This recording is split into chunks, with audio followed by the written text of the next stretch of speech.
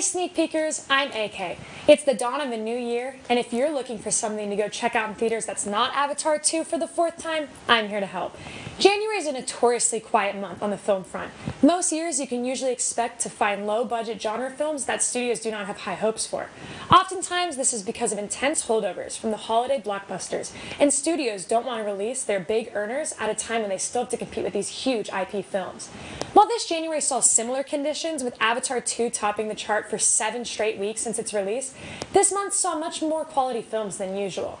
One of the biggest box office and cultural surprises was Megan, a horror comedy film about the titular advanced AI-powered doll who, of course, goes rogue and murders people. Written by Akilah Cooper, who also wrote the script for *Malignant*, Megan is a very funny slasher that satirizes tech-obsessed, negligent parents without being too heavy-handed. The film's early January release, accompanied by an elaborate ad campaign that garnered widespread social media buzz, which helped Megan become a box office hit, earning $30 million opening weekend, while surpassing industry predictions. With the movie's success, there's also a sequel in the works, which means, thank goodness, we have not seen the last of Megan.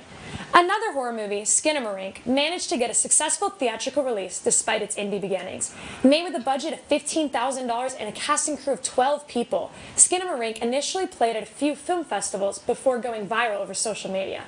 Off of the positive critical reception and word of mouth, Skinamarink was picked up for US and Canada distribution, going on to earn $2 million at the box office. Skinamarink is a slower, more experimental horror film than general audiences might appreciate, but the story of the film's success is one I find inspiring to any hopeful filmmakers, and goes to show that you don't need $1 million budget to get your movie on the big screen.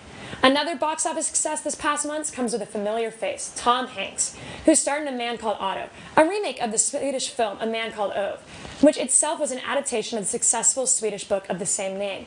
Directed by Mark Forster, whose past films include Monsters Ball, Finding Neverland, and Christopher Robin, A Man Called Otto follows Hanks as the titular grumpy old widower, whose new neighbors help him find the meaning in the world again. Although critics were mixed positive on the film, audiences have really responded to it. And as the film received an A cinema score and has grossed $83 million worldwide, grossing more than its modest budget. And one last movie to mention is Saint Omer, a French legal drama that was actually released in 2022, but finally got a limited US release. This film made the rounds at a ton of film festivals all 2022, and even won the Grand Jury Prize at the Venice Film Festival. The film follows Rama, a pregnant novelist who attends the trial for a mother, Lawrence Colley, who is accused of murdering her 15-month-old child. Rama, the novelist, is attending the trial to gather inspiration for a book she plans to write, but ends up noticing parallels between herself and Colley. The film is a complex meditation on what it means to be a mother, and the difficulties of being a Senegalese immigrant in France. Received with massive critical acclaim, Saint Omer finally got a limited theatrical run in January, and if it's playing near you, you should definitely check it out. Of course, there were lots of streaming drops in January, including Amazon Prime's Shotgun Wedding with Jennifer Lopez, and Netflix's The Pale Blue Eye with Christian Bale, as well as theatrical releases like Gerard Butler's soon-to-be classic Plane. What was your favorite movie in January, and what are you looking forward to this month?